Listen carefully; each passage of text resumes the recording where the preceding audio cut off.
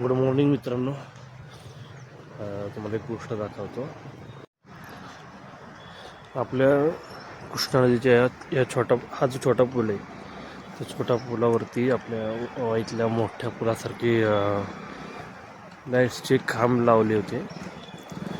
म्हणजे आता 1 2 3 3 4च लावले. असं वाटलं की ते काम लवकर पूर्ण होईल आणि इथल्या पण छोट्या पुलाचं चांगलं दृश्य बघायला भेटेल. पण ते का बंद पडलं, का बंद ठेवलं यांनी काय माहिती नाही. पण इकडे जे बघताय, आपल्या वाईतल्या महागणपतीचं कलरचं काम चालू आहे. लवकरच आपल्याला वाई महागणपतीचं एक नवीन रूप बघायला भेटणार आहे. जसं या मंदिराचा रंग बदलला जातोय, त्याला एक नवीन रूप दिलं जातंय, तसं मला वाटतं की ह्या आपल्या कृष्णा नदीचं पण काहीतरी करायला पाहिजे. जसं याचं पहिलं सौंदर्य होतं काही काळापूर्वी, तसं सौंदर्य परत मिळालं पाहिजे.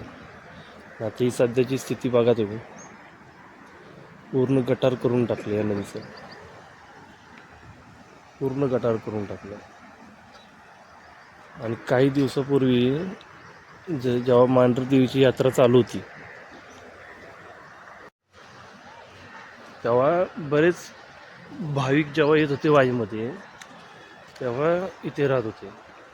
माझ्या बाकी बघायला ना का इथे राहत होते, रात्रीचा मुक्काम करतो. अजून पण काही लोक राहिली आणि ती लोक याच नदीत, याच ठिकाणी आंघोळ करत होते.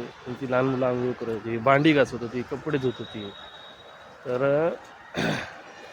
अशी सिच्युएशन होती. नंतर नदीची हालत बघताय काय, पूर्ण गटर झाले. जसं मंदिराला नवीन रूप दिलं जाते ना, तसं या नदीचं पण काहीतरी करायला पाहिजे. बाकी तुम्हाला काय वाटते कमेंटमध्ये कळवा.